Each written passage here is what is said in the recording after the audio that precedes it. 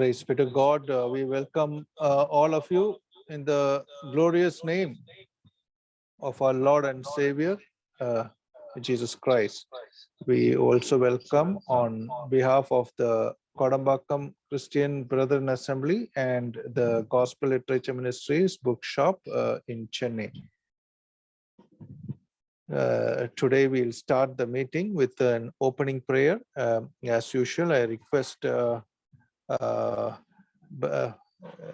Brother Thomas J. Singh, the elder of Madhukarai Assembly in Coimbatore, to pray, and we will start the meeting with the word of prayer. Over to Brother Thomas J. Singh in Coimbatore. Praise the Lord. Praise the Lord, brother. Okay. ஜெபிக்கலாம். எங்களை கிருபையாய் நேசிக்கிற எங்க நல்ல பிதாவே, இந்த நல்ல இரவு வேளைக்காக நாங்கள் நன்றி செலுத்துகிறோம். காலை முதல் இந்த நேரம் மட்டுமாக உங்களுடைய கிருபையாலும் உங்களுடைய ஒத்தாசையாலும் உங்களை பாதுகாத்த பாதுகாவலுக்காக நாங்கள் நன்றி செலுத்துகிறோம். உலகம் கலங்கி தவித்துக் கொண்டிருக்கிற நாட்களிலே எங்களுக்கு குமாரன் மூலமாக கிடைக்கப்பட்ட சமாதானத்திற்காக நாங்கள் நன்றியோடு துதிக்கிறோம். இவ்விதமான நிலைமையிலே இந்த நாளிலே நாங்கள் இந்த ஜூம் பிளாட்பாரத்தின் மூலமாக கூடும்படியாக எங்களுக்கு நீர் வாய்ப்பை கொடுத்தீர். அதற்காக நாங்கள் நன்றி செலுத்துகிறோம் ஆண்டவரே. இதை அரேஞ்ச் பண்ணின அருமையான கோடம்பாக்கம் சபையாருக்காகவும் GLM புக்ஸ் அந்த மினிஸ்ட்ரிக்காகவும் நாங்கள் நன்றியோடு துதிக்கிறோம். கர்த்தருடைய பிள்ளைகள் மத்தியிலே எடுத்துக்கொள்கிற எல்லா பிரயாசங்களுக்காக நாங்கள் நன்றியோடு துதிக்கிறோம் ஆண்டவரே. அதற்காக உங்களுடைய தாசனை எடுத்து நீர் பயன்படுத்தி வருகிறீர். அதற்காக நாங்கள் நன்றியோடு துதிக்கிறோம். அந்த தாகத்தை சகோதரனுக்கு நீர் கொடுத்திருக்கிறீர். நன்றியோடு துதிக்கிறோம். எங்கே வெவ்வேறு இடங்களிலே இருந்தாலும் ஆவியிலே ஒருமனப்பட்டவர்களாய் உங்களுடைய சன்னிதானத்தை நோக்கி பார்க்க எங்களுக்கு இந்த நாளிலே கிடைக்கப்பட்ட எல்லா கிருபைகளுக்காக நாங்கள் நன்றியோடு துதிக்கிறோம். துவக்கம் முதல் முடிவு மட்டுமாக உங்களுடைய கிருபையால் நீர் பாதுகாத்துக் கொள்ள வேண்டும் நாங்கள் ஜெபிக்கிறோம். நெட்வொர்க்குகள் எல்லாம் எங்களுக்கு நேர்த்தியாய் கிடைக்கும்படியாக நீர் எங்களுக்கு உதவி செய்ய வேண்டும் நாங்கள் ஜெபிக்கிறோம். பாடுகிற பாடல்கள் உங்களுடைய நாம மகிமைக்காக இருக்க நீர் உதவி செய்ய வேண்டும் நாங்கள் ஜெபிக்கிறோம். பேசுகிற உங்களுடைய தாசனை நீர் வளமையாக எடுத்து நீர் பயன்படுத்த வேண்டும் நாங்கள் ஜெபிக்கிறோம். இந்த நாட்களிலே எங்களுக்கு என்ன தேவை என்பதை நீர் அறிந்திருக்கிறீர் ஆண்டவரே.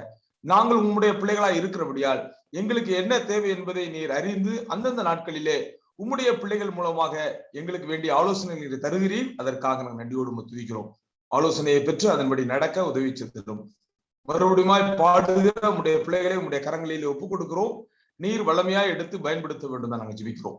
கூடுகிற இணைகிற கர்த்தருடைய பிள்ளைகள் சீக்கிரத்தில் இணைந்து கொள்ளும்படியாக உதவி செய்ய வேண்டும் நாங்கள் ஜெபிக்கிறோம். வசனம் கிடைக்கக்கூடாத காலங்கள் வருவதற்கு முன்பதாக எங்களுடைய கரங்களிலே இவ்விதமான ஒரு பெரிய கிருபையை நீர் கொடுத்திருக்கிறீர். அதை கர்த்தருடைய பிள்ளைகள் விசுவாசிகள் பயன்படுத்திக் கொள்ளும்படியாக நீர் உதவி செய்ய வேண்டும் நாங்கள் ஜெபிக்கிறோம். அந்த தாகத்தை நீர் தர வேண்டும் நாங்கள் ஜெபிக்கிறோம்.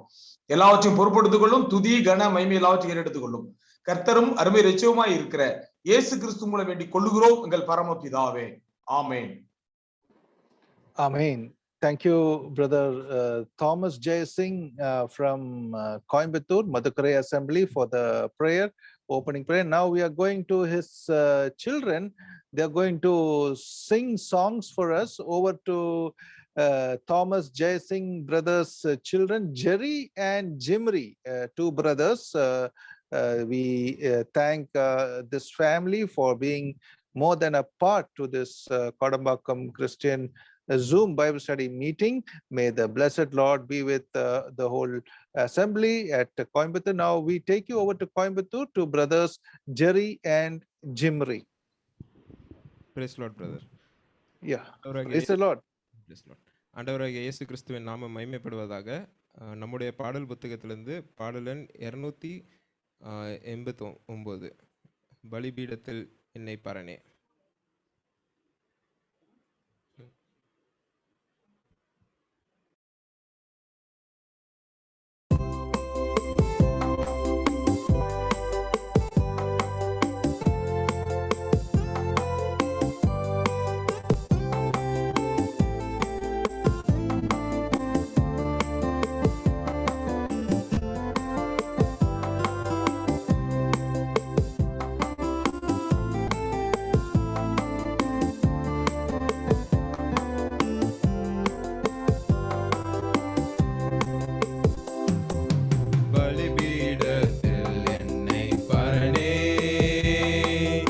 அடைகிறேனே இந்த வேலை அடியேனை திரு சித்தம் போல ஆண்ட ஆண்டு நடத்திடுவீர். அடியேனை திரு சித்தம் போல ஆண்டு நடத்திடுவீர். கல்வாரியே நன்பினையே கண்டு விரைந்தோடி வந்தேன். கல்வாரியே அன்பினையே கண்டு விரைந்தோடி வந்தேன். கழுவும் உன் திரு ரத்தத்தாலே கரை நீங்க இருதயத்தை. கழுவும் உன் திரு ரத்தத்தாலே கரை நீங்க இருதயத்தை. நீரின்றி என்னாலே பாரு ஏதும் நான் செய்திட இயலேன். சேப்பீரே வலுவாது என்னை காத்துமக்காய் நிறுத்தி. சேர்ப்பீரே வலுவாது என்னை காத்துமக்காய் நிறுத்தி. கல்வாரியே நன்பினையே கண்டு விரைந்தோடி வந்தேன். கல்வாரியே அன்பினையே கண்டு விரைந்தோடி வந்தேன். கழுவும் திரு ரத்தத்தாலே கரை நீங்க இருதயத்தை. கழுவும் திரு ரத்தத்தாலே கரை நீங்க இருதயத்தை. சுயமென்னில் சாம்பலாய் மாற சுத்தாவியே ஆனல் மூட்டும். ஜெயம் பெற்று மாமிசம் சாக தேவ அருள் செய்குவீர். ஜெயம் பெற்று மாமிசம் சாக தேவ அருள் செய்குவீர். கல்வாரியே நன்பினையே கண்டு விரைந்தோடி வந்தேன். கல்வாரியே அன்பினையே கண்டு விரைந்தோடி வந்தேன். கழுவும் திரு ரத்தத்தாலே கரை நீங்க இருதயத்தை. கழுவும் திரு ரத்தத்தாலே கரை நீங்க இருதயத்தை.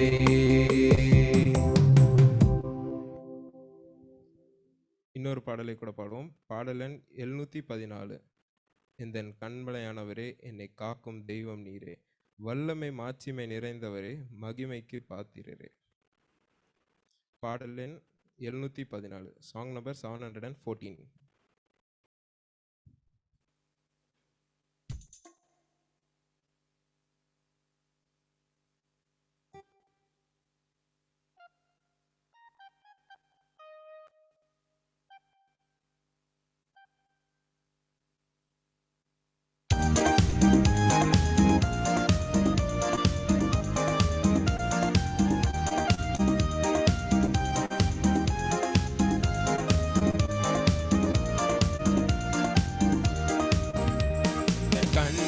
கண்மலையானவரே, என்னை காக்கும் தெய்வம் நீரே. அந்த கண்மலையானவரே, என்னை காக்கும் தெய்வம் நீரே. வல்லமை மாட்சிமை நிறைந்தவரே, மகிமைக்கு பாத்திரரே. வல்லமை மாட்சிமை நிறைந்தவரே, மகிமைக்கு பாத்திரரே.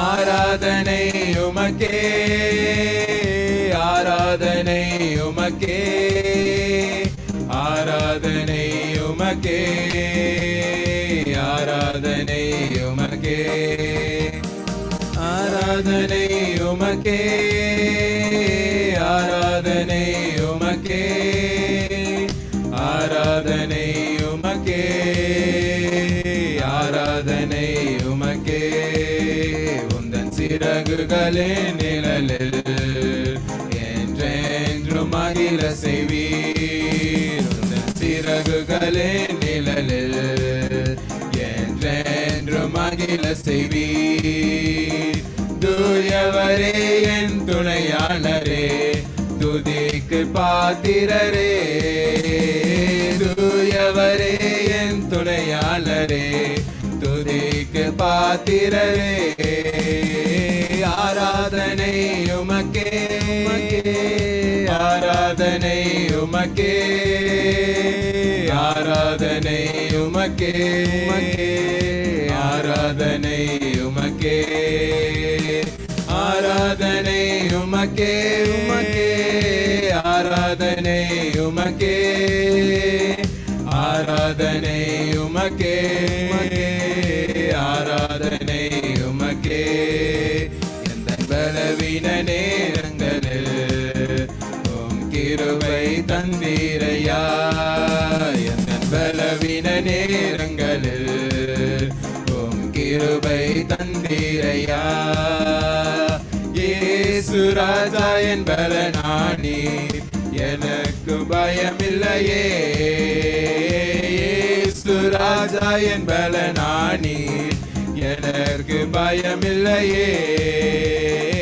ஆராதனை உமக்கே உமக்கே ஆராதனை உமக்கே ஆராதனை உமக்கே ஆராதனை உமக்கே ஆராதனை உமக்கே உமக்கே ஆராதனை உமக்கே ஆராதனை உமக்கே ஆராதனை உமக்கே எந்த உயிருள்ள நாட்களெல்லாம் உம்மை புகழ்ந்து பாடிடுவேன் எந்த உயிருள்ள நாட்களெல்லாம் உம்மை புகழ்ந்து பாடிடுவேன் ராஜா நீ செய்த நன்மைகளை எண்ணி துதித்திடுவேன் ராஜா நீ செய்த நன்மைகளை எண்ணி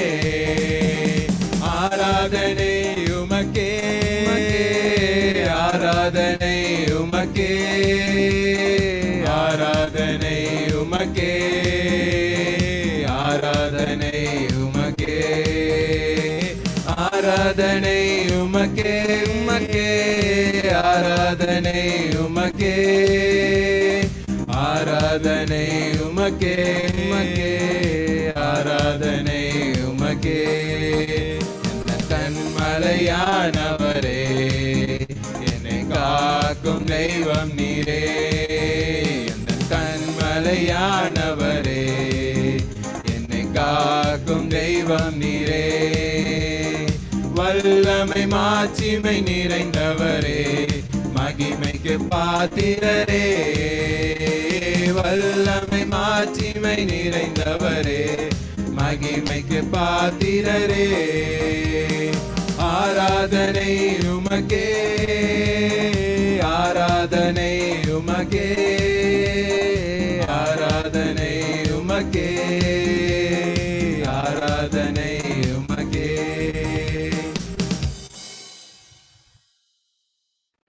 Thank you, brother. Thank you, brothers Jerry and Jimri from Coimbatore. Praise be to God for the songs, the two blessed songs. Thank you for the songs. May the good Lord continue to be with you both as you carry as brothers in singing and other talents and gifts God has blessed you.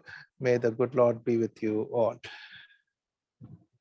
We welcome all of you in the glorious name of our Lord and Savior, Jesus Christ. We also welcome on behalf of the Kodambakkam Christian Brethren Assembly and the GLM Bookshop Ministries in Chennai. Today, we have with us Evangelist Kriston Prabhu. He is from Paramakudi in Ramanathapuram district in Tamil Nadu, as we know many of you of recent. He is a blessed speaker and teacher from the word of God. May the good Lord continue to use him wherever he carries the word of God. He is one of the Bible teachers in Madurai Bible Bhavan in Madurai. May the good Lord be with him as he takes this evening Bible study. The topic for this evening is, what are the essentials for a consistent life that ends well? Many a time our lives are very much counted on how we live at the end. All is well if we end well. So it is very important that we end the race well with God, not in the category of those not ending it well. So let us see what are the essentials, what God wants us to talk to us this evening time for the essentials that are consistent for a life that ends well. This is based on Psalm 119 verses 33 to 40. We also thank all the dear ones, participants and prayers made all these days, weeks, months, and more than a year by saints, and of course the preachers and translators and singers. This is the 315th Kodambakam Zoom Bible study meeting. We praise God for what God is doing till date. We thank God for all these. Now on August 2nd, 3rd, and 4th, the Monday, Tuesday, and Wednesday, from New York, America, Daniel J. Mearns is going to speak to us. Let us pray for those meetings as God would speak to us those evenings. It is going to be a special meeting on Kodambakam Zoom special Bible study meeting. So let us try to comprehend those what God wants to say those days also. So let us pray for that meetings which is going to be held, God willing, on 2nd, 3rd, and 4th of August, coming Monday, Tuesday, and Wednesday. Now, for the blessing of the Bible study, I request from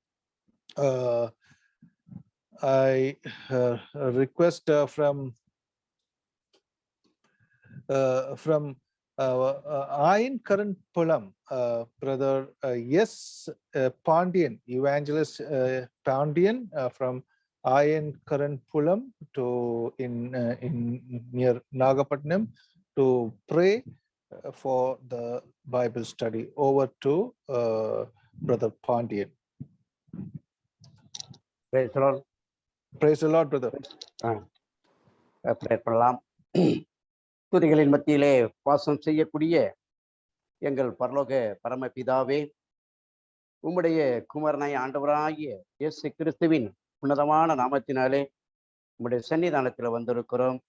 இந்த இரவு நேரத்திலே, இந்த குளிர்ச்சியான வேளையிலே ஆண்டவரே, உம்முடைய பிள்ளைகளாகி நாங்கள் zoom மூலமாக உம்முடைய வேத வசனத்தை நாங்கள் ஆண்டவரே கேட்கத்தக்கதாக எங்களை உங்களுடைய இருதயத்தை ஆண்டவரே நீ ஒருமைப்படுத்தியிருக்கிறீர். நன்றி செலுத்துகிறோம்.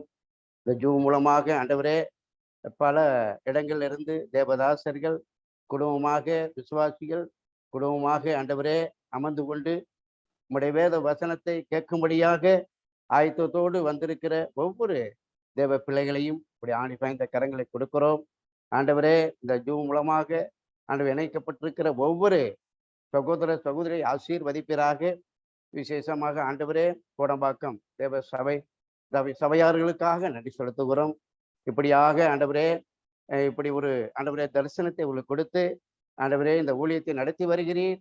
நன்றி செலுத்துகிறோம். ஆண்டவரே, இப்பொழுது உங்களுடைய தேவ செய்தியை நாங்கள் கேட்க இருக்கிறோம். ஆண்டவரே, அருமையான தேவ ஊழியர் கிருஷ்ணன் பிரபுக்காக ஸ்தோத்திரம். அவரை கொண்டு ஆண்டவரே எங்களோடு நீ பேச போறதுக்காக நன்றி செலுத்துகிறோம். அந்த செய்தியானது ஆண்டவரே அந்த எந்தவித தடையில்லாதபடி நல்ல புரியும்படியாக ஆண்டவரே எங்களுக்கு எங்கள் செவிகளுக்கு வந்து சேரும்படியாக உங்களுடைய கரத்திலே நாங்கள் மன்றாடுகிறோம். தடையில்லாதபடி ஆண்டவரே செய்தி எங்களுக்கு கிடைக்க வேண்டும். ஆண்டவரே, மகனை எடுத்து நீ பயன்படுத்தும் பரிசுத்த ஆவியானவருடைய நிறைவுகளோடு மகனை எடுத்து நீ பயன்படுத்த போறதுக்காக நன்றி செலுத்துகிறோம்.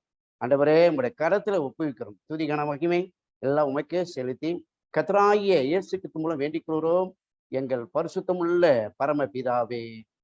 ஆமென். Amen. Thank you, Brother Pandian from Ain Karankulam near Nagapatnam for the prayer. Now we are going into the Bible study. Over to Evangelist Kristan Prabhu in Paramakudi. தேவனுடைய பரிசுத்த நாமம் மகிமைப்படுவதாக. இப்படிப்பட்ட சந்தர்ப்பத்திற்காக நான் ஆண்டவரை துதிக்கிறேன். இந்த கோடம்பாக்கம் ஜூம் பைபிள் ஸ்டடி மீட்டிங்ல 315வது நாளிலே கலந்து கொள்வதிலே நான் கர்த்தருக்குள் மிகுந்த மகிழ்ச்சி அடைகிறேன். இப்படிப்பட்ட வாய்ப்பிற்காக கூட நான் ஆண்டவரை துதிக்கிறேன். அதோடு கூட இப்படிப்பட்ட வாய்ப்பை கொடுத்த கோடம்பாக்கம் கிறிஸ்டியன் அசம்பிளி சபையார் யாவருக்கும், GLM காஸ்பல் லிட்ரேச்சர் மினிஸ்ட்ரிஸ் அந்த ஊழியங்களுக்கும், அதை பொறுப்பெடுத்து செய்கிற அங்கிள் சந்தோஷ் ஜான்சன் அவர்களுக்கும், பரமக்குடி நற்செய்தி மன்ற சபையின் சார்பாக என்னுடைய நன்றியை, வாழ்த்துக்களை நான் தெரிவிக்கிறேன். Thank you uncle for the opportunity to preach God's word this evening. இன்றைக்கு நாம் தலைப்பை ஏற்கனவே அங்கிள் அவர்கள் அறிமுகப்படுத்தி விட்டார்கள். மிகுந்த சந்தோஷம். அதாவது இந்த டைட்டில் சங்கீதம் 119ஆம் சங்கீதம் 33வது வசனத்திலிருந்து 40 வசனங்களை நாம் சிந்திக்க இருக்கிறோம். இன்றைக்கு it is more of the practical life, அதாவது தென் த தியாலஜி. நாம் ஒரு இறையியல் காரியங்களை ஒரு படிக்காமல் நம்முடைய நடைமுறை வாழ்க்கையில எப்படியான ஒரு உறுதியான வாழ்க்கையை நாம் வாழ வேண்டும், அந்த வாழ்க்கை நம்மை சரியான ஒரு முடிவுக்குள்ளாக அது கொண்டு செல்லும். அந்த தலைப்பை ஒரு முறை கூட நான் உங்களுக்கு ஞாபகப்படுத்துகிறேன். What are the essential for a consistent life that ends well. அதாவது நாம் வாழக்கூடிய இந்த வாழ்க்கை எப்படிப்பட்ட ஒரு நிலைக்கு கொண்டு செல்லும், அந்த தலைப்பின் கீழே தான் நான் இந்த சங்கீதத்தை நான் தெரிந்தெடுத்து பரிசுத்த ஆவியானவருடைய உதவியோடு உங்களுக்கு இந்த சாயங்கால வேளையிலே பகிர்ந்து கொடுக்க வேண்டும் என்று நான் ஆசைப்படுகிறேன். நம்முடைய வாழ்க்கையில் சரியான முடிவுக்கு நேராக கொண்டு செல்லுவதற்கு அவசியமான காரியங்கள் என்னென்ன, இதுதான் நம்முடைய இன்றைக்கு நாம் சிந்திக்கக்கூடிய இந்த வேத ஆராய்ச்சியினுடைய தலைப்பு. அதை இன்னும் நாம் சுருக்கமாக சொல்ல போனால், இன்றைக்கு நாம் அதாவது we all start our beginning. நம்முடைய ஆரம்பத்தை நம்ம என்ன செய்யறோம் அப்படின்னா, ஒரு கிறிஸ்தவ வாழ்க்கை, ஒரு தேவனுடைய பிள்ளை என்ற நிலையில் நாம் நன்றாக நாம் தொடங்குகிறோம். ஆனால் நம்முடைய முடிவு எப்படி இருக்கிறது, அதை குறித்து தான் சில உதாரணங்களோடு இந்த சங்கீதக்காரனுடைய அனுபவத்தை உங்களுக்கு நான் பகிர்ந்து கொள்ள ஆசைப்படுகிறேன். சரி, பொதுவாகவே நாம் ஒரு வேத ஆராய்ச்சி என்று சொல்லும் பொழுது அந்த வசனத்திற்கு செல்லுவதற்கு முன்பதாக அதனுடைய சூழ்நிலைகள், பின்னணிகள் என்ன என்பதை நாம் சிந்திக்கலாம். நாம் பழைய ஏற்பாட்டிலே 39 புத்தகங்கள் இருக்கிறது என்று சொல்லி நாம் யாவருக்கும் தெரியும். இந்த பழைய ஏற்பாட்டிலே இருக்கின்றதான இந்த 39 புத்தகங்களை 5 பிரிவுகளாக நாம் பிரிக்கலாம். முதல் பிரிவு அதை தோரா அல்லது பஞ்சாகமங்கள், 5 ஆகமங்கள் என்று சொல்லுவார்கள். முதல் 5 புத்தகம். அடுத்த 12 புத்தகங்கள் சரித்திர புத்தகங்கள் என்று சொல்லுவார்கள், ஹிஸ்டோரிக்கல் புக்ஸ். 3வது பிரிவு கவிதை புத்தகங்கள் என்று சொல்லுவார்கள், அது அதாவது யோபிலிருந்து உன்னத பாட்டு வரைக்கும். 4வது பிரிவு பெரிய தீர்க்க தரிசன புத்தகங்கள், த மேஜர் ப்ராஃபிட்ஸ் என்று சொல்லுவார்கள். அதுல 5 புத்தகங்கள். கடைசியாக 12 புத்தகங்கள் சிறிய தீர்க்க தரிசன புத்தகங்கள் என்று பிரிக்கக்கூடிய வழக்கம் இருக்கிறது. அப்ப பழைய ஏற்பாட்டிலே இருக்கின்றதான இந்த 5 பிரிவுகளில் 3வது பிரிவின் கீழ் தான் இந்த சங்கீத புத்தகம் அமைந்திருக்கிறது. இந்த புத்தகங்கள், அதாவது 5 புத்தகங்கள் கவிதை புத்தகங்கள் என்று அழைக்கப்படுகிறது. யோபு, சங்கீதம், நீதிமொழிகள், உன்னத பாட்டு, பிரசங்கி. இந்த 5 புத்தகங்களுக்குள் இந்த சங்கீதமும் ஒன்று. சங்கீதம் என்று சொல்லும் பொழுது இட் இஸ் அ சாங், இது ஒரு பாடல் என்று அழைக்கப்படுகிறது. சரி, இந்த 5 புத்தகங்களும் ஏன் கவிதை புத்தகங்கள் என்று அழைக்கப்படுகின்றன என்ற கேள்வியை நாம் கேட்டால், நாம் இந்த படிக்கும் பொழுது, அதாவது யோபுவாக இருக்கட்டும், அது ஒருவேளை சங்கீதமாக இருக்கட்டும், அல்லது உன்னத பாட்டு புத்தகமாக இருக்கட்டும், பிரசங்கியாக இருக்கட்டும், நீதிமொழிகளாக இருக்கட்டும், எந்த ஒரு புத்தகத்தை நாம் படித்தாலும் கவிதை நடையில் இது சொல்லப்பட்டிருக்கிறது. நமக்கு அதாவது விரிவாக சொல்லுவதற்கு நேரம் இல்லை.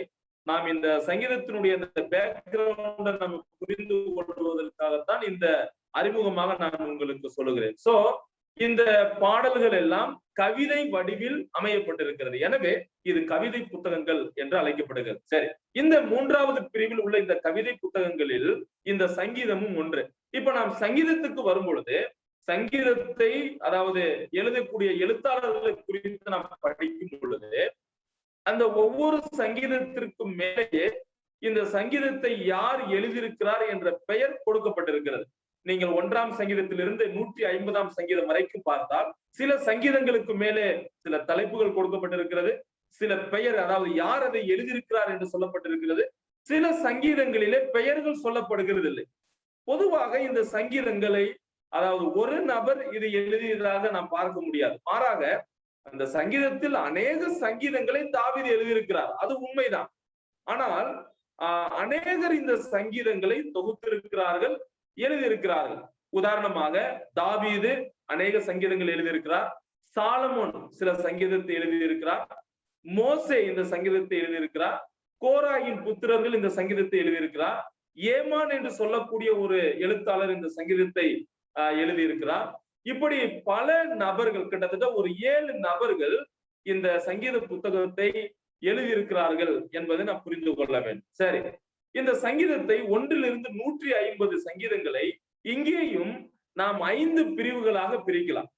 சங்கீதம் 1லிருந்து 41 வரை, அதாவது சாம் நம்பர் 1 to 41 41 வரை முதல் பிரிவாக பிரிக்கப்படுகிறது. இதோடு கூட இன்னும் சில இன்ட்ரெஸ்டா நம்ம படிக்கணும் அப்படின்னா, இந்த முதல் பகுதி ஆதியாகமத்தோடு ஒப்பிடப்படுகிறது. ஆதியாகமத்துல என்ன இருக்குது என்று நமக்கு தெரியும்.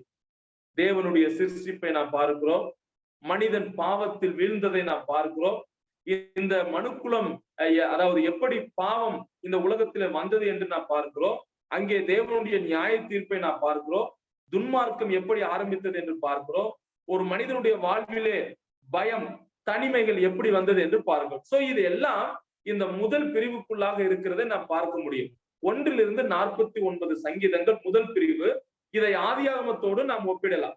2வது பிரிவு 42லிருந்து 72 வரைக்கும், அதாவது சாம் நம்பர் 42 to 72 42லிருந்து 72 வரைக்கும். இது 2வது பிரிவாக பிரிக்கப்படுகிறது.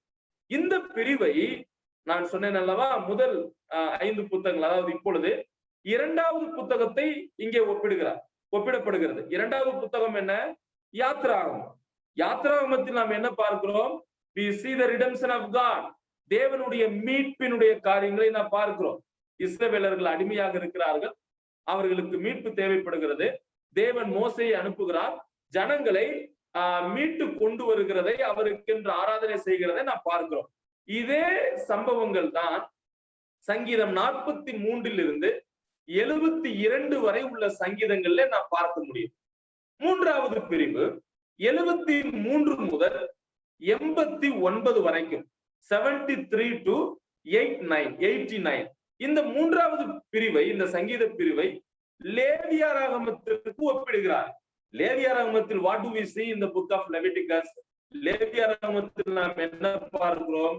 அதாவது the theme is the holiness of God. தேவனுடைய பரிசுத்தத்தை குறித்து நாம் வாசிக்கிறோம். அது மட்டுமல்ல, அங்கே அவர்கள் எப்படி, அதாவது எந்த காரியங்களை அவர்கள் செய்ய வேண்டும், என்ன சாப்பிட வேண்டும், வழிமுறைகள் என்ன, எப்படி அவர்கள் பலி செலுத்த வேண்டும் என்ற காரியத்தை நாம் லேவியராகமத்தில் பார்க்கிறோம். அதே சம்பவங்கள் சங்கீதம் 73லிருந்து 89 வரை சொல்லப்படுகிறதை நாம் பார்க்க முடியும். 4வது பிரிவு 90லிருந்து 106 வரைக்கும். சரியா? 90லிருந்து 106 வரைக்கும். இப்ப இந்த 4வது பிரிவை எண்ணாகம புத்தகத்தோடு ஒப்பிடப்படுகிறது. சரியா? ஆதியாகமம், யாத்ராகமம், லேவியராகமம் 4வது புத்தகமான எண்ணாகமத்தோடு ஒப்பிடப்படுகிறது. எண்ணாகமத்தில் நாம் என்ன பார்க்கிறோம்? What do we see in the book of Numbers? We see the wrath of God. தேவனுடைய கோபத்தை நாம் பார்க்கிறோம். இஸ்ரவேல் ஜனங்கள் தேவனுக்கு விரோதமாய் செய்கிறார்கள், தேவன் அவர்களை தண்டிக்கிறார். அவருடைய பரிசுத்தத்திற்கு நேராக அல்லது தேவனுடைய நீதி நியாயங்களுக்கு எதிராக அவர்கள் காரியங்கள் செய்யும் பொழுது தேவன் அவர்களை தண்டிக்கிறார். அவர் கோபப்படக்கூடியவராக அவருடைய கோபத்தை வெளிப்படுத்தக்கூடியவராக இருக்கிறார். அப்படிப்பட்ட நிகழ்வுகள் இந்த சங்கீத பிரிவு 4வது பிரிவில் இருக்கிறதை நான் பார்க்க முடியும். கடைசி பிரிவு, அந்த பிரிவில் இருந்து தான் நாம் இப்பொழுது வாசிக்கிறோம். 107ஆம் சங்கீதம் முதல் 150 வரைக்கும். இது ரொம்ப முக்கியமானது. நான் ஏன் இதை உங்களுக்கு சொல்லி வந்தேன் என்றால், இந்த பின்னணியோடு நாம் படிக்கும் பொழுது நமக்கு இன்னும் சற்று புரிவதற்கு அது எளிமையாக இருக்கும் என்பதற்காக நான் சொன்னேன். சோ சங்கீதத்தினுடைய 5வது பிரிவு 107 150 வரைக்கும். இந்த பிரிவை உபாகமம் புத்தகத்தோடு ஒப்பிடப்படுது. What do we see in the book of Deuteronomy? உபாகமத்தில் நாம் என்ன பார்க்கிறோம்? We see the love of God. தேவனுடைய அன்பை குறித்து நாம் வாசிக்கிறோம். தேவன் இஸ்ரவேல் ஜனங்களை அதிகமாக நேசிக்கக்கூடியவராக இருக்கிறார். அதிகமாக நேசிக்கிறதால் அவர்களுக்கு அநேக கட்டளைகளை, தேவனுடைய வார்த்தைகளை அவர்கள் கீழ்ப்படிய வேண்டும் என்று சொல்லி தேவன் அவர்களுக்கு சொல்லிக் கொடுக்கிறது. அதாவது அன்பின் நிமித்தமாக தேவன் அநேக காரியங்களை இஸ்ரவேல் மக்களிடத்திலிருந்து எதிர்பார்க்கிறதை நாம் பார்க்கிறோம். அப்ப நாம் இந்த பகுதியை சங்கீதம் 106 150 வரைக்கும் நாம் பார்க்க முடியும். இந்த பகுதியில் தான் சங்கீதம் 119 இருக்கிறது. அப்ப நமக்கு முதல் பதில் இங்கே கிடைக்கிறது. சங்கீதம் 119 நாம் அறிந்து கொள்ளக்கூடிய முதல் காரியம் என்ன?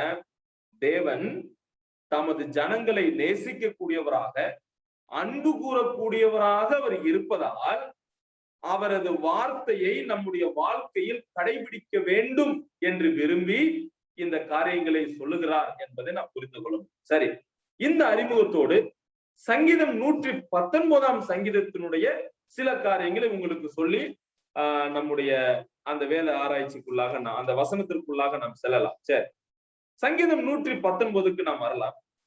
சங்கீதத்தில் 119ஆம் சங்கீதத்தில் எத்தனை வசனங்கள் உண்டு என்று கேட்டால் நாம் எளிமையாக சொல்லிவிடுவோம். அநேகர் இதை மனப்பாடமாக கூட சொல்லுகிறார்கள். அநேகர் மனப்பாடமாக தங்களுடைய இருதயத்தில் கூட வைத்திருக்கிறார்கள்.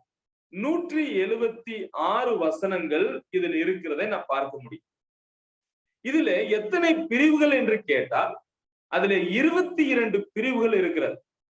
ஒவ்வொரு பிரிவிலும் 8 வசனங்கள் இருக்கிறதை நான் பார்க்கிறோம். சோ 22 into 8 ஈக்குவல் பண்ணி பார்த்தோம் அப்படின்னா 176 வசனங்கள் இருக்கிறத நம்ம பார்க்க முடியும். சரி, இப்ப நமக்கு இங்க ஒரு கேள்வி வருது. அதாவது இந்த சங்கீதம், this is the longest psalm in the book, அதாவது இந்த புத்தகத்தில் இருக்கக்கூடிய மிக நீளமான ஒரு பெரிய சங்கீதம் எது அப்படின்னு கேட்டா இந்த சங்கீதம் 119 தான். ரைட்.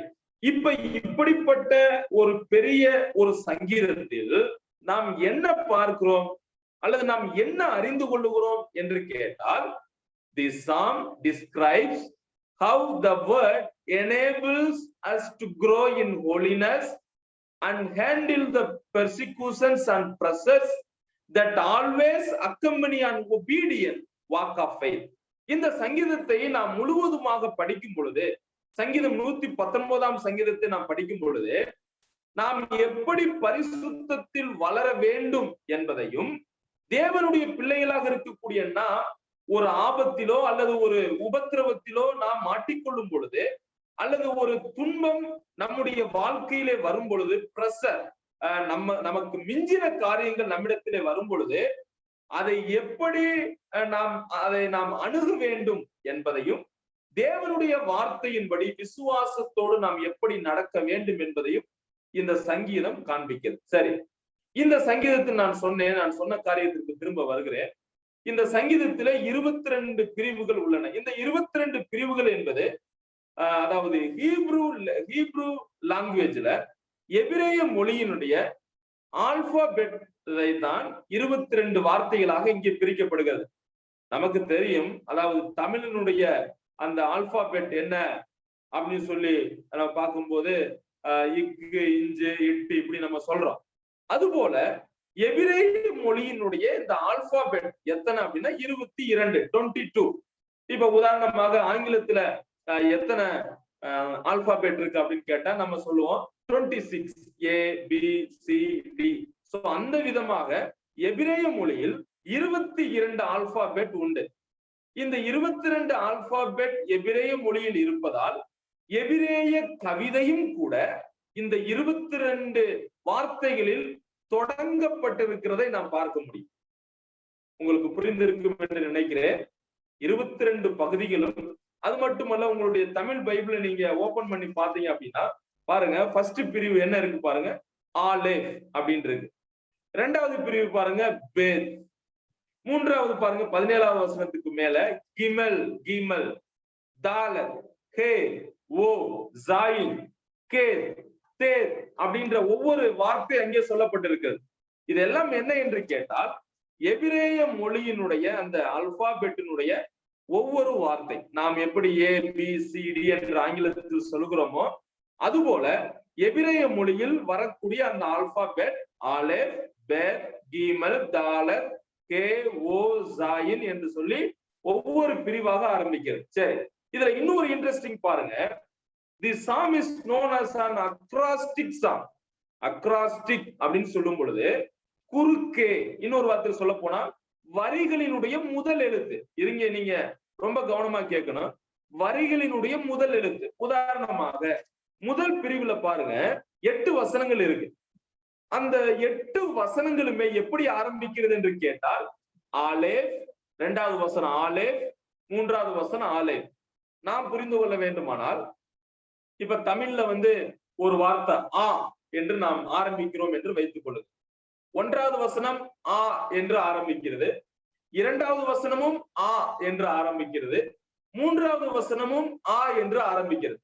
சோ அப்ப 8 வசனங்களுமே இந்த எபிரேய ஆல்பாபெட் ஆலேஃப், ஆலேஃப் என்ற வார்த்தையில் ஆரம்பிக்கிறது. எவ்வளவு இன்ட்ரெஸ்டா இருக்குன்னு நீங்களே உங்களுக்கு தெரிந்திருக்கும் என்று நான் நினைக்கிறேன். அப்ப 22 பிரிவுகள், ஒவ்வொரு பிரிவுகளும் அந்த எழுத்தை முதன்மையாக வைத்து ஆரம்பிக்கிறது என்பதை நான் புரிந்து கொள்ள வேண்டும். சோ அகர வரிசை முறை ஏ ஏ ஏ ஏ ஏ. சோ 8 வசனங்களுமே ஒரே வார்த்தையில் ஆரம்பமாகிறதை நாம் பார்க்க முடியும். சரிங்களா? ரைட்.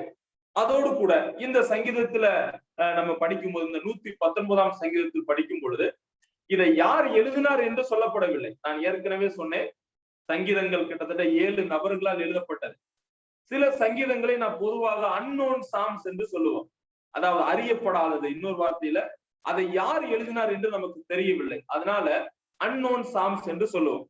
இந்த சங்கீதமும் கூட இதை தாவீதோ, சாலமோனோ, மோசேயோ அல்லது ஏத்தானோ, கோராகின் புத்திரர்களோ எழுதினதாக இங்க நான் படிக்க முடியாது. அப்ப பொதுவாக நாம் ஒரு பெயரை சூட்டுவோம், த சாமிஸ்ட் என்று சொல்லுவோம், சங்கீதக்காரர், சங்கீதக்காரன் என்று சொல்லுவோம். அப்ப இன்றைக்கு இந்த சங்கீதத்தை நாம் படிக்கும் பொழுது கூட இதை யார் எழுதினார் என்று குறிப்பிட்டு சொல்லப்படாததால் சங்கீதக்காரர் என்ற பெயரை நாம் எடுத்துக்கொள்ளலாம். இந்த சங்கீதக்காரன் இங்கே, அதாவது தேவனுடைய வார்த்தைக்கு 8 வார்த்தைகளை இங்கே பயன்படுத்துகிறார். நீங்க இந்த வேத ஆராய்ச்சி முடிந்தவுடன் நீங்கள் இதை குறித்து நீங்க யோசிக்கலாம், தியானிக்கலாம், பல காரியங்களை நீங்கள் கற்றுக்கொள்ளலாம். அதற்காகத்தான் இவ்வளவு காரியங்களை நான் உங்களுக்கு சொல்லிக் கொண்டு வந்தேன். சரி, இப்ப இந்த 119ஆம் சங்கீதத்தில் கிட்டத்தட்ட 8 வார்த்தைகளை பயன்படுத்துகிறார். அதாவது தேவனுடைய வார்த்தைக்கு 8 வார்த்தைகளை இவர் பயன்படுத்துகிறதை பார்க்க முடியும். முதல் வார்த்தை லா என்று பயன்படுத்துகிறார், நியாய பிரமாணம். சில இடங்கள்ல நீங்க பாத்தீங்க அப்படின்னா நியாய பிரமாணம் என்று அவர் சொல்லுவார், நியாய பிரமாணங்கள் அப்படின்னு சொல்லுவார், லா. 2வது வார்த்தை பாருங்க, டெஸ்டிமனி, சாட்சி என்று சொல்லுவார். அந்த வார்த்தை நாம் சிந்திக்கக்கூடிய இந்த பகுதியில் கூட இருக்கிறது. 33 40 வரைக்கும் நான் படிக்கும் பொழுது 36ஆம் வசனத்தை நோட் பண்ணுங்க. உமது சாட்சிகளை கவனிக்கிறீங்களா? உமது சாட்சிகளை சாரும்படி செய்யும். சோ அப்ப தேவனுடைய வார்த்தைக்கு சாட்சிகள் என்றும் பயன்படுத்துகிறார், டெஸ்டிமனி. 3வது வார்த்தை பாருங்க, பிரிசெப்ட்ஸ் அப்படின்ற வார்த்தையை பயன்படுத்துகிறார், பிரிசெப்ட்ஸ். அதை நம்ம சொல்ல போனா பிரமாணம் அப்படின்னு சொல்லலாம், அல்லது கற்பனை அப்படின்னு சொல்லலாம். பிரமாணம் அல்லது கற்பனைகள், இது பிரிசெப்ட்ஸ் அப்படின்ற ஒரு வார்த்தையை தேவனுடைய வார்த்தைக்கு பதிலாக பயன்படுத்துகிறார். 4வது ஸ்டேட்யூ, நியாயங்கள் அப்படின்ற வார்த்தைக்கு நியமங்கள் என்ற வார்த்தையை பயன்படுத்துகிறார், நியமங்கள். இந்த நீங்க சங்கீதம் 119 படிச்சா உங்களுக்கு தெரியும், நியமங்கள் என்ற ஒரு வார்த்தையை இங்கே பயன்படுத்துகிறத நான் பார்க்க முடியும். அடுத்ததாக கமாண்ட்மெண்ட், கட்டளை என்ற வார்த்தையை தேவனுடைய வார்த்தைக்கு மாற்று வார்த்தையாக பயன்படுத்துகிறார். 6வதாக ஜட்ஜ்மெண்ட், நியாய தீர்ப்பு. அதாவது நியாய தீர்ப்பு அப்படின்னு சொல்லும் பொழுது இந்த sense of a rule for living, ஒரு மனிதன் வாழ்வதற்கான அந்த வாழ்க்கை தேவனுடைய வார்த்தையிலிருந்தே நியாயம் செய்யும் என்று அவர் பயன்படுத்துகிறார். சோ ஜட்ஜ்மெண்ட் அப்படின்ற வார்த்தையை பயன்படுத்துகிறதை பார்க்க முடியும். ஏழாவதாக தேவனுடைய வார்த்தைக்கு வார்த்தை என்றே பயன்படுத்துகிறார், வேர்ட் என்றே அவர் பயன்படுத்துகிறார், வார்த்தை என்று பயன்படுத்துகிறார். கடைசியாக பிராமிஸ், வாக்கு தத்தங்கள் என்று பயன்படுத்துகிறார். சோ இந்த 8 வார்த்தைகள் இந்த சங்கீதம் 119 எங்கெல்லாம் வருகிறதோ அங்கெல்லாம் வேதம் அல்லது தேவனுடைய வார்த்தை என்று நாம் பொருள் கொள்ள வேண்டும். உங்களுக்கு புரிந்திருக்கும் என்று நினைக்கிறேன். அப்ப ஒரு உதாரணமாக நாம் சிந்திக்கக்கூடிய அந்த பகுதியிலே நாம் பார்த்தால் பாருங்க, 33வது வசனத்தில் பாருங்க, அது பிரமாணங்கள். சோ பிரமாணங்கள் என்பது இதற்கு தேவனுடைய வார்த்தைக்கு பதிலாக பயன்படுத்தி இருக்கிறார். 36வது வசனத்துல பாருங்க, உமது சாட்சிகளை சாரும்படி செய்யும், அது தேவனுடைய வார்த்தைக்கு அவர் பயன்படுத்தி இருக்கிறார். 40வது வசனத்துல பாருங்க, இதோ உம்முடைய கட்டளைகள். சோ கட்டளைகளை தேவனுடைய வார்த்தைக்கு பயன்படுத்துகிறார். சரி, சோ இப்படிப்பட்ட இந்த அறிமுக உரையோடு இந்த சங்கீதத்திற்குள்ளாக நாம் செல்லலாம். இந்த சங்கீதம் நான் சொன்னேன், பொதுவாக 119ஆம் சங்கீதம். The basic theme of Psalm number 119 is the practical use of the word of God in the life of a believer. One more time, I will repeat the statement. The basic theme of Psalm 119 is the practical use of the word of God in the life of a believer. ஒரு விசுவாசியின் வாழ்க்கையில் இந்த தேவனுடைய வார்த்தை எப்படி முக்கியமானதாக அல்லது நடைமுறை வாழ்க்கைக்கு ஏற்றதாக இருக்கிறது என்று இந்த சங்கீதம் சொல்லுகிறதை பார்க்கிறோம். நம்முடைய தலைப்பையும் கூட நான் ஞாபகப்படுத்தி விடுகிறேன். அதாவது நம்முடைய வாழ்க்கையினுடைய முடிவு நன்றாக இருக்க வேண்டுமானால் நாம் இன்றைய நாட்களில் எப்படிப்பட்ட நிலையில் வாழ வேண்டும், அல்லது நம்முடைய வாழ்க்கை ஒரு சரியான பாதையில் ஒரு சரியான முடிவுக்கு செல்ல வேண்டுமானால் அதற்கான முக்கியமான அல்லது அத்தியாவசியமான இன்றியமையாத காரியங்கள் என்னென்ன, அதற்கு பதிலையும் நானே சொல்லுகிறேன்.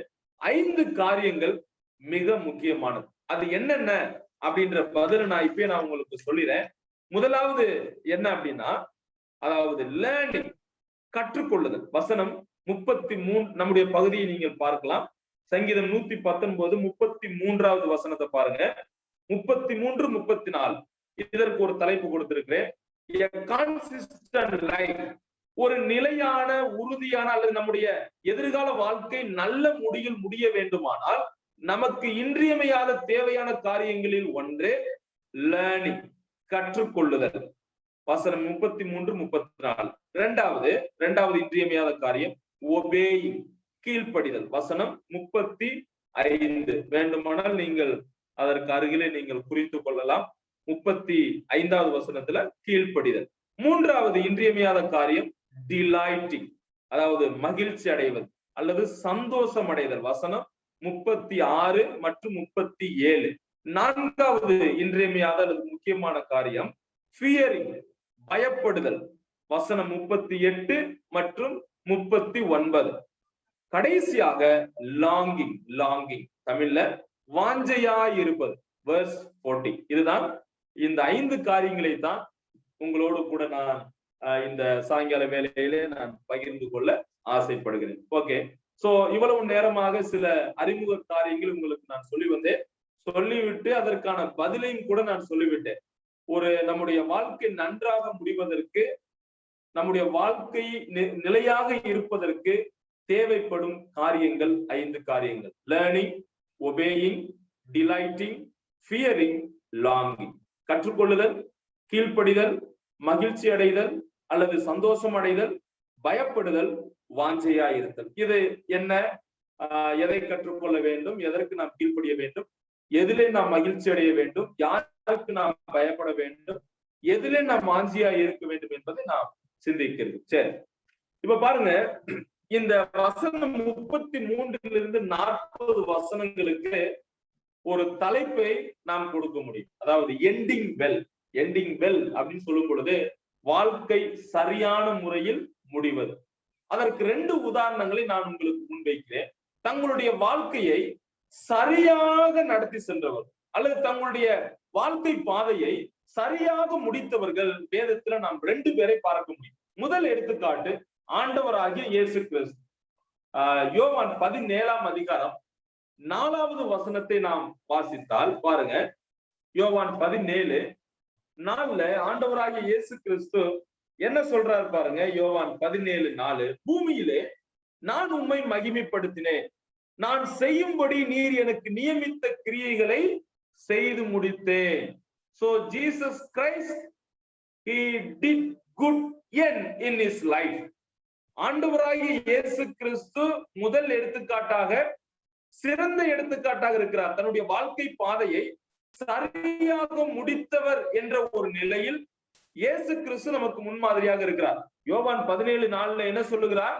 நான் பூமியில இருந்த பொழுது நான் உம்மை மகிமைப்படுத்தினேன், அதற்காகத்தான் நீர் என்னை அனுப்பினேன். அடுத்து சொல்றார் பாருங்க, நான் செய்யும்படி நீர் எனக்கு நியமித்த கிரியைகளை செய்து முடித்தேன். சோ இப்படிப்பட்ட ஒரு சாட்சி ஆண்டவராய் இயேசு கிறிஸ்துவால் மட்டுமே சொல்ல முடியும். நமக்கு தெரியும், ஆண்டவராய் இயேசு கிறிஸ்து அநேக முறைகளில் சீசர்களாக இருக்கட்டும், பொது ஜனங்களாக இருக்கட்டும், கேட்கும் பொழுது ஆண்டவர் இப்படியாக சொல்லுகிறார், I have come to this world to do my father's will. என்னுடைய பிதாவின் சித்தத்தை நான் செய்வதற்கே வந்தேன் என்று அநேக இடங்களில் சொல்லுகிறதை பார்க்க முடியும்.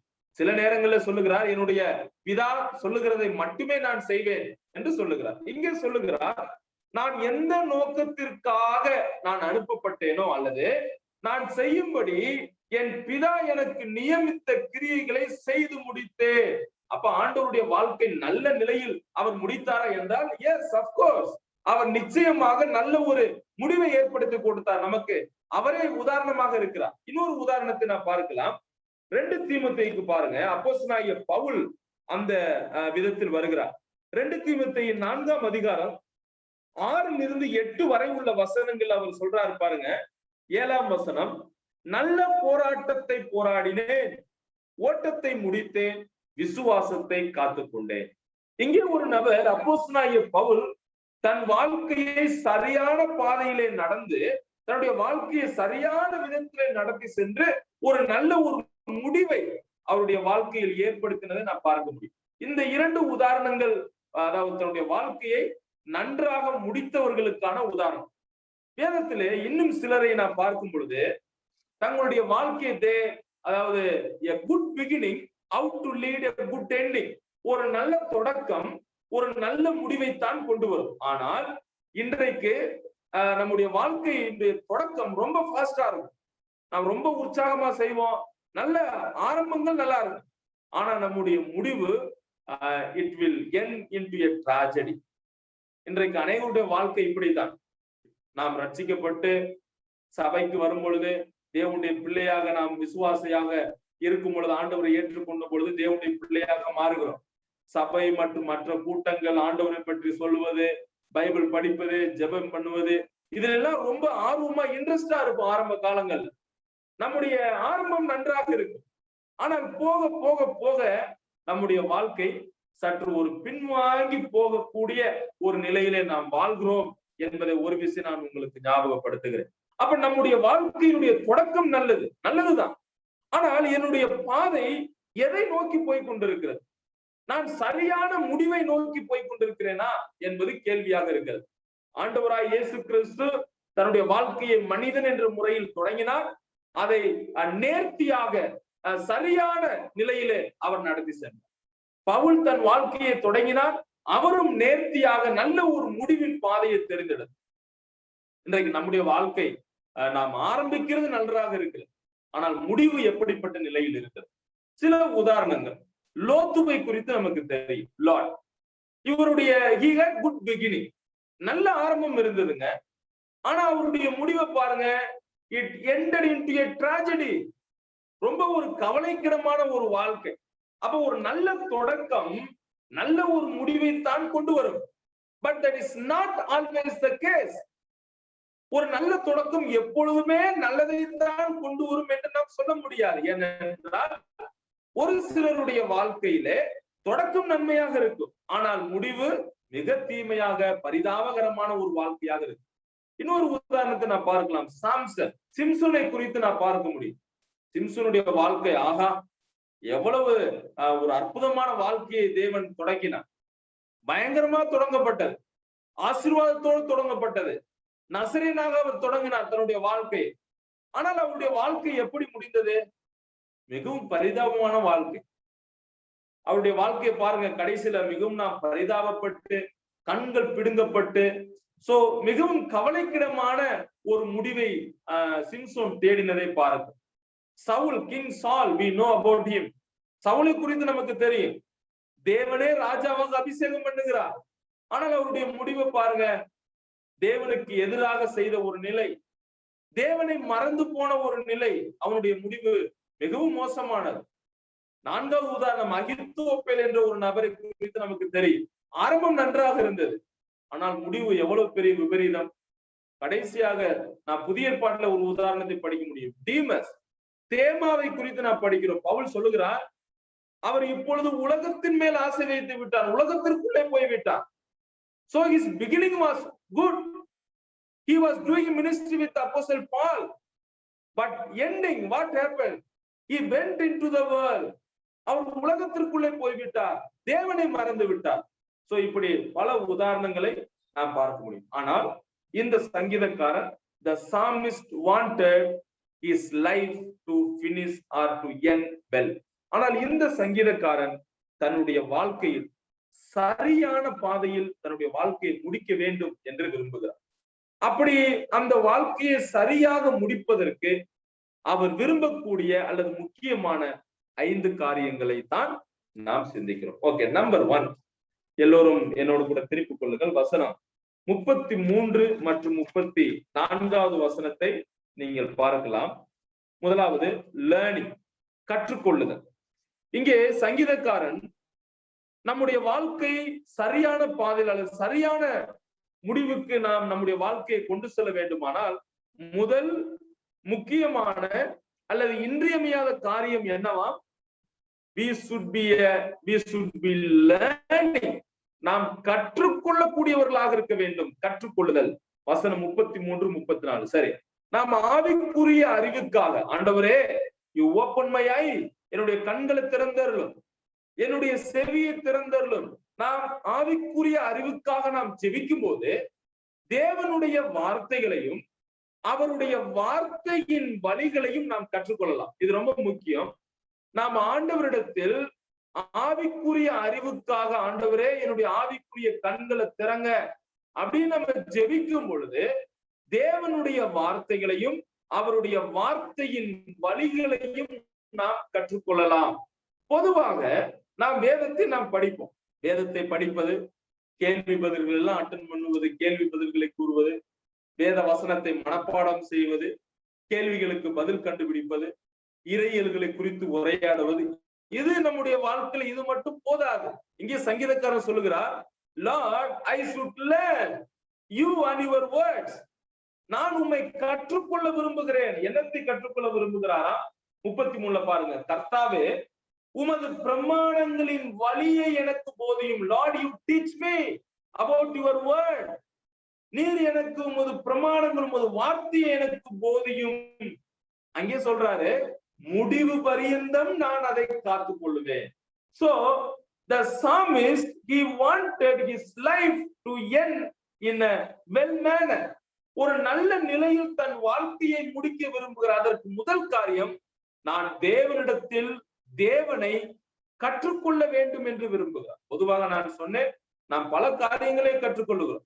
தேவனுடைய வசனத்தை படிக்கிறோம், கேள்வி பதில்களை நாம் படிக்கிறோம், அநேக வேத வசனத்தோடு நாம் உரையாடுகிறோம். ஆனால் இங்கே இந்த சங்கீதக்காரன் சொல்லும் பொழுது, ஆண்டவரே உமது வார்த்தைகளை மட்டுமல்ல, இது ரொம்ப முக்கியமானது, உமது வார்த்தைகளை மட்டுமல்ல, மாறாக தேவனாகி உம்முடைய குணாதிசயத்தையும் உமது கரிசனைகளையும் நான் புரிந்து கொள்ள வேண்டும் ஆண்டவரே என்று சொல்லுகிறார். சங்கீதம் 27, 11ஆம் வசனம், 86ஆம் சங்கீதம் 11ஆம் வசனம், 103ஆம் சங்கீதம் 7ஆம் வசனம். இந்த வசனங்களிலே ஆண்டவரே எனக்கு போதியும் என்று அவர் சொல்லுகிறதை பாருங்கள். அப்ப நாம் எதை நாம் கற்றுக்கொள்ள வேண்டும்? யாரை கற்றுக்கொள்ள வேண்டும்? நம்முடைய தேவனுடைய வார்த்தைகளை மட்டுமல்ல, அந்த தேவனுடைய வார்த்தையை கொடுத்த அந்த தேவனுடைய குணாதிசயங்களை நாம் கற்றுக்கொள்ள வேண்டும். அது ரொம்ப முக்கியம். நம்முடைய தேவன் யார், அவர் எப்படிப்பட்டவராக இருக்கிறார் என்பதை நாம் முதலாவது கற்றுக்கொள்ள வேண்டும். So our theology begins how we understand God. நான் தேவனை எப்படி புரிந்து கொள்கிறேனோ அதிலிருந்து என் வாழ்க்கை, என் இறையியல் தொடங்குகிறது. தேவன் என் வாழ்க்கையிலே சர்வ வல்லமை உள்ளவராக இருக்கிறார். அவரால் எல்லாம் செய்ய முடியும். அவர் என்னுடைய வாழ்க்கையிலே எல்லாவற்றையும் அனுமதிக்கக்கூடியவராக இருக்கிறார். என்னுடைய வாழ்க்கையினுடைய தேவைகளை சந்திக்கக்கூடியவராக இருக்கிறார்.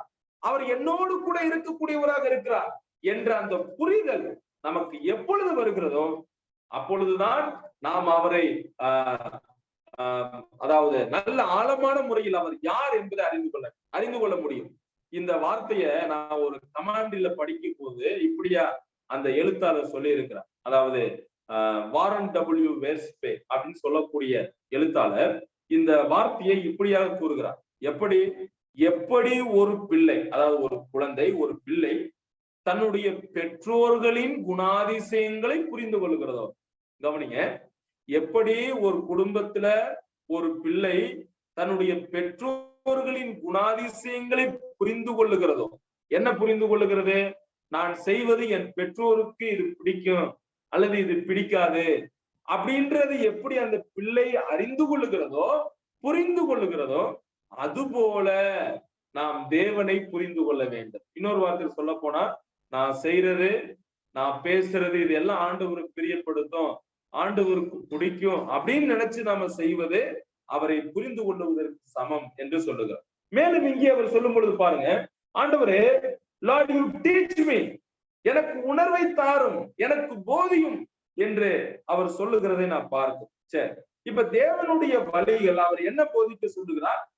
ஆண்டவரே, உமது வழியை போதிங்க, உமது நீதியான காரியங்களை எனக்கு சொல்லித்தாங்க, உமது நியாயத்தை எனக்கு சொல்லித்தாங்க, நீர் யார் என்பதை சொல்லித்தாங்க, என் வாழ்க்கையில நீங்க எப்படி செயல்படுறீங்க அப்படின்னு சொல்லித்தாங்க அப்படின்னு சொல்லுகிறார். அது மட்டுமல்ல, ஆண்டவருடைய வழிகள் நீதியான வழிகள், செம்மையான வழிகள், அவர் கிருபையினுடைய வழிகள், அவருக்கென்று விருப்பம் இருக்கிறது. அப்ப இன்றைக்கு நீங்களும் நானும் இந்த சங்கீதக்காரன் சொல்லக்கூடிய இந்த முதல் காரியத்தை, நம்முடைய வாழ்க்கை சரியான ஒரு முடிவுக்கு செல்ல வேண்டுமானால் நம்முடைய வாழ்க்கையில் தேவையான முதல் காரியம், we should have the learning spirit, we should learn God. நாம் தேவனையும் அவரது வார்த்தையினையும் நாம் கற்றுக்கொள்வதற்கு நாம் தயாராக இருக்க வேண்டும். இன்றைக்கு நாம் என்ன கற்றுக்கொள்ளுகிறோம்?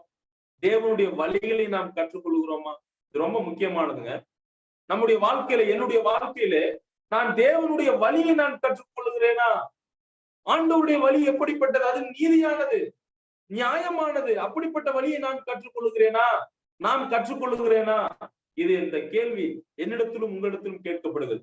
தேவனுடைய கிருபைகளை நான் கற்றுக்கொள்ளுகிறேனா?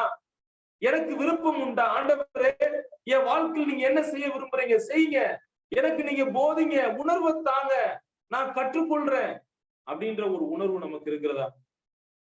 அப்ப இன்றைக்கு நீங்களும் நானும் அவரிடத்தில் கற்றுக்கொள்ள வேண்டும், அவருடைய வார்த்தையை கற்றுக்கொள்ள வேண்டும் என்று தேவன் விரும்புகிறார். நம்முடைய வாழ்க்கையில தேவன் நம்ம என்ன செய்ய சொல்லுகிறார்? நம்முடைய வாழ்க்கை சரியாய் முடிய தேவனையும் அவரது வார்த்தைகளையும் நாம் கற்றுக்கொள்ள வேண்டும். இரண்டாவது காரியத்துக்கு நம்ம போலாம். நம்முடைய வாழ்க்கையினுடைய முடிவு சரியாக அமைய வேண்டுமானால் இரண்டாவது ஒபேயிங், கீழ்ப்படிதல். பாருங்க, ஒருவேளை நீங்க இந்த டெபினிஷனை கேட்டிருக்கீங்களா என்ன அப்படின்னு எனக்கு தெரியாது. What is the meaning of obedience? கீழ்ப்படிதல் என்பது என்ன? இது ரொம்ப இன்ட்ரெஸ்டான ஒரு definition. Obeying is just what God says to do and how he says to do and when he says to do. மறுபடியும் கூட நான் சொல்றேன், what is the meaning of obedience? கீழ்ப்படிதல் என்பது என்ன? What God says to do and how he says to do and when he says to do. ரொம்ப முக்கியமானது. கீழ்ப்படிதல் என்பது தேவன் எதை செய்ய சொல்லுகிறாரோ அதை செய்வது. இப்ப இங்க ஒரு கேள்வி வருகிறது, நான் ஆண்டவருக்கு கீழ்ப்படுகிறேன் அப்படின்னு சொன்னேன் அப்படின்னா அவர் என்ன செய்ய சொன்னாரோ அதை நான் செஞ்சனா அப்படின்றது கேள்வி. இரண்டாவது பாருங்க, how he says to do, அதை எப்படி என்ன செய்ய சொன்னார், ஆண்டவர் செய்ய சொன்ன அந்த விதத்தில் நான் செய்கிறேனா அல்லது என்னுடைய இஷ்டத்தின்படி செய்கிறேனா? மூன்றாவது, when, எப்பொழுது. இன்னைக்கு பாருங்க, ஆண்டவர் ஒரு காரியத்தை நம்மளை செய்ய சொன்னாரு அப்படின்னா ஒண்ணு நம்ம அவசரப்பட்டு முன்னாடியே செஞ்சிருவோம், இல்லைன்னா என்ன செய்வோம், தாமதமா நம்ம செய்வோம். அது கீழ்ப்படிதல் அல்ல. இந்த சங்கீதக்காரர் சொல்றாரு பாருங்க, when we learn with our mind and apprehend with our heart must motivate the will to do that what God commands. நான் என்னுடைய சிந்தையிலே, என்னுடைய அறிவிலே நான் என்ன கற்றுக்கொண்டேனோ, என்னுடைய இருதயத்திலே நான் அறிந்து கொண்டேனோ, புரிந்து கொண்டேனோ, அதன் மூலமாக தேவனுடைய வார்த்தைக்கு நான் கீழ்ப்படிய வேண்டும். நம்முடைய அறிவில் நாம் கற்றுக்கொள்ளுகிறதையும் நம்முடைய இருதயத்தில் புரிந்து கொண்டதையும் இவை இரண்டின் மூலமாக தேவ கட்டளைக்கு கீழ்ப்படிவதை இது சொல்லுகிறார். மறுபடியும் வாரன் டபிள்யூ வெர்ஸ்பே அப்படின்னு சொல்லக்கூடிய எழுத்தாளர் இந்த கீழ்ப்படிதல் அப்படின்றதுக்கு ஒரு வார்த்தையை இப்படியாக பயன்படுத்துகிறார். அதாவது ஒரு அடிமை ஒரு எஜமானுக்கு கீழ்ப்படுகிறார். அது நியதி, அது உலக வழக்கம், உண்மை. எப்படி, அதாவது ஒரு அடிமை தன் எஜமானுக்கு ஒரு கடமை என்ற முறையில் கீழ்ப்படுகிறார். இது ரொம்ப முக்கியமானது. நீங்க எபேசியர் 6ஆம் அதிகாரத்தில் அதற்கான அதாவது நிறைய விளக்கங்கள் உண்டு. பிள்ளைகள் பெற்றோருக்கு கீழ்ப்படிய வேண்டும், வேலைக்காரர்கள் தங்கள் எஜமான்களுக்கு கீழ்ப்படிய வேண்டும், அதுபோல நாம் யாவரும் கர்த்தருக்கு கீழ்ப்படிய வேண்டும் என்றெல்லாம் நாம் பார்ப்போம். சரி, இப்போ ஒரு அடிமையானவன் ஒரு எஜமானுக்கு தன்னுடைய கடமையின் நிமித்தம் அவன் கீழ்ப்படுகிறான். அப்படி நாம் கீழ்ப்படிய கூடாது. நல்லா கவனிங்க. இங்க இந்த சங்கீதக்காரர் சொல்லும் பொழுது வசனம் 35, உமது கற்பனைகளின் பாதையில் என்னை நடத்தும், நான் அதில் பிரியமாய் இருக்கிறேன். அப்ப இரண்டாவது அவசியமான காரியம் கீழ்ப்படிதல். அதைத்தான் நாம் சிந்தித்து வருவோம். இப்ப கீழ்ப்படிதல் அப்படின்னு சொல்லும் பொழுது ஒரு அடிமை தன் எஜமானுக்கு கடமையினால் கீழ்ப்படிவது போல அல்ல, மாறாக எப்படி ஒரு பிள்ளை தன் பெற்றோரை சந்தோஷப்படுத்தி கீழ்ப்படுகிறதோ அப்படியே நாம் தேவனுக்கு கீழ்ப்படிய வேண்டும். பாருங்க, ஒரு பிள்ளை, மறுபடியும் அதே எக்ஸாம்பிள், ஒரு பிள்ளை தங்களுடைய பெற்றோர்களை அதாவது அவர்களுடைய கீழ்ப்படிதலின் மூலம் பெற்றோர்கள் சந்தோஷப்படுகிறார். அப்படிப்பட்ட நிலையில் நாம் தேவனுக்கு கீழ்ப்படிய வேண்டும் என்று தேவன் விரும்புகிறார். அதைத்தான் சங்கீதக்காரன் இங்கே சொல்லுகிறார்.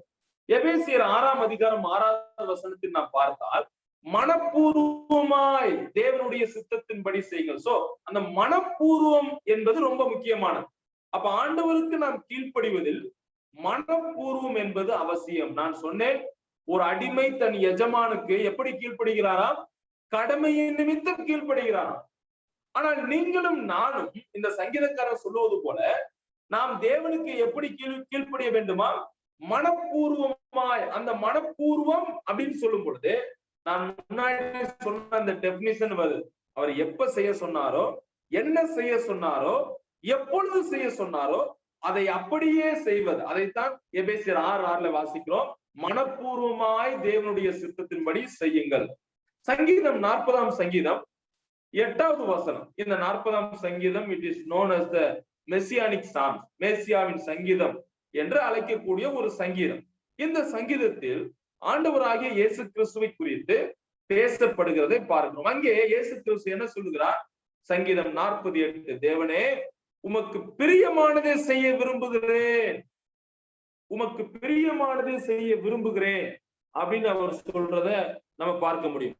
I delight to do your will, oh my God அப்படின்னு சொல்ற.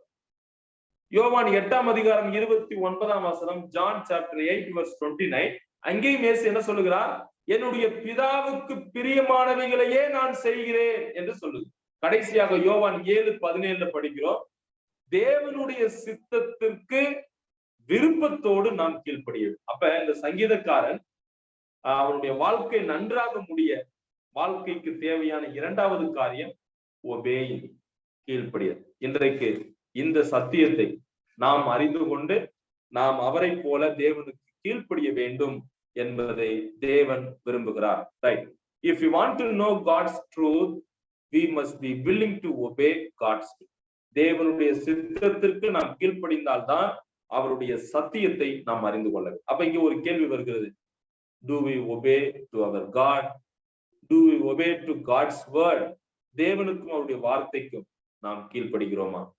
இந்த காரியங்கள்லாம் நாம் செய்யும் பொழுது நம்முடைய பாதை, நம்முடைய முடிவு ஒரு சரியான ஒரு முடிவாக இருக்கு.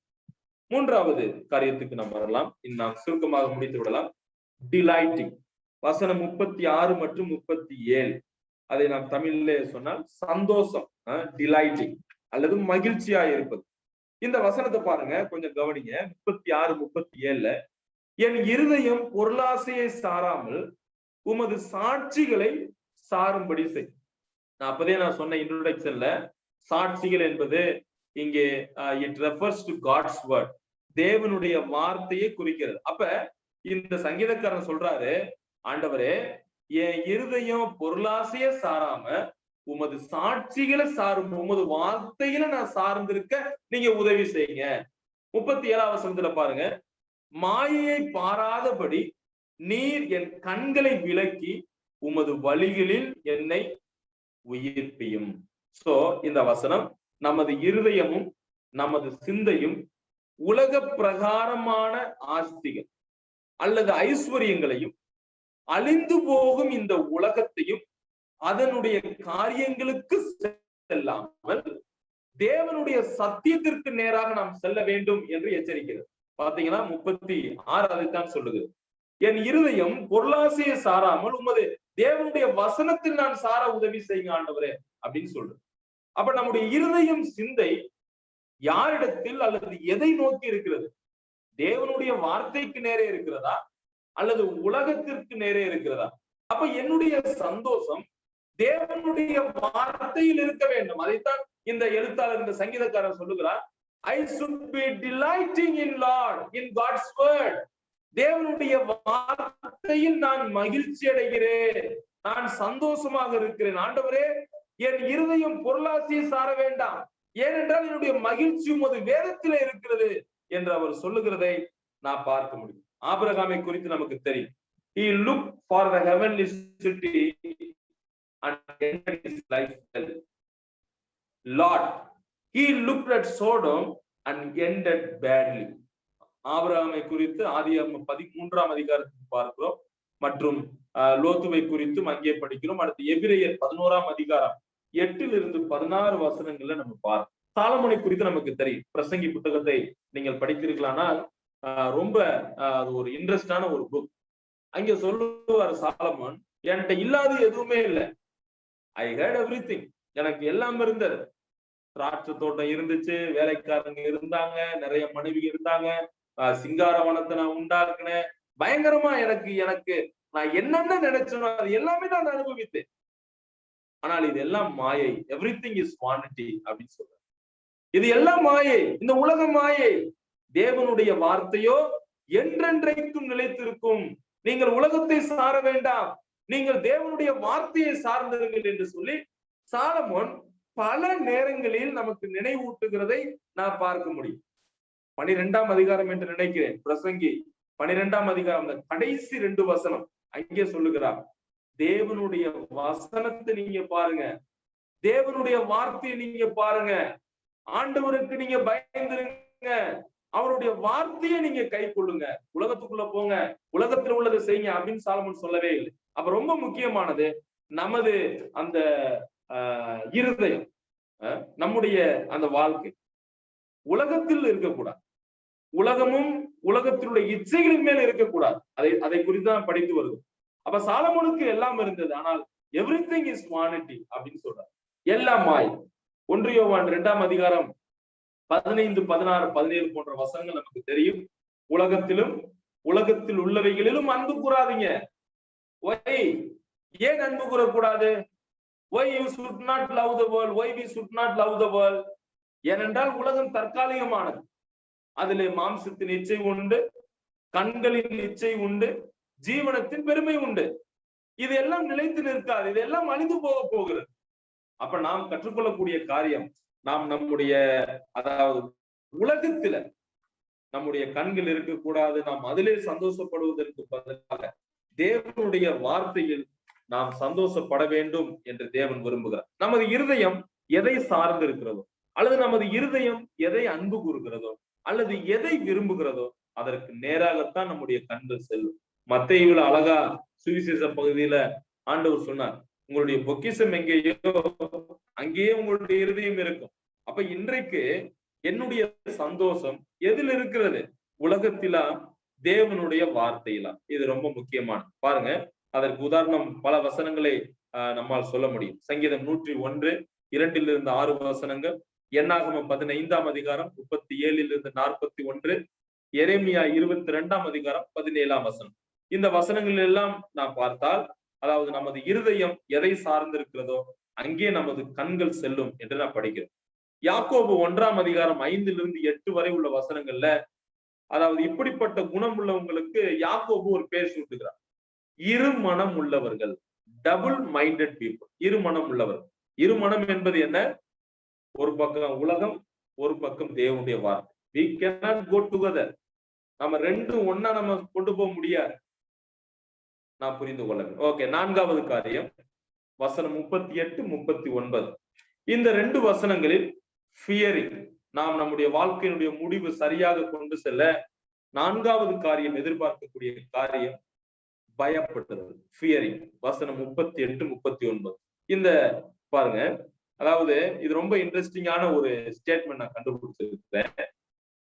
கர்த்தருக்கு பயப்படுகிற பயம் எல்லா பயத்தையும் வெல்லுமா. இன்றைக்கு இந்த உலகத்துல பாத்தீங்கன்னா பல நிலைகள்ல பயப்படுறவங்க உண்டு. பல காரியங்களுக்காக பலவிதமான சூழ்நிலையில பயப்படுவாங்க. ஆனா பாருங்க, கர்த்தருக்கு நாம் பயப்படும் பொழுது, when we fear to the Lord, we can overcome all the fears of the world. நாம் கர்த்தருக்கு, அதாவது கர்த்தருக்கு பயப்படுகிற பயம் எல்லா பயத்தையும் வெல்லும். The fear of the Lord is the fear that conquers every fear. அது மட்டுமல்ல, சங்கீதம், நீதிமொழிகள் 29ஆம் அதிகாரம் என்று நினைக்கிறேன். நீதிமொழிகள் 29, 25வது வசனத்துல நாம் என்ன பார்க்கிறோம்?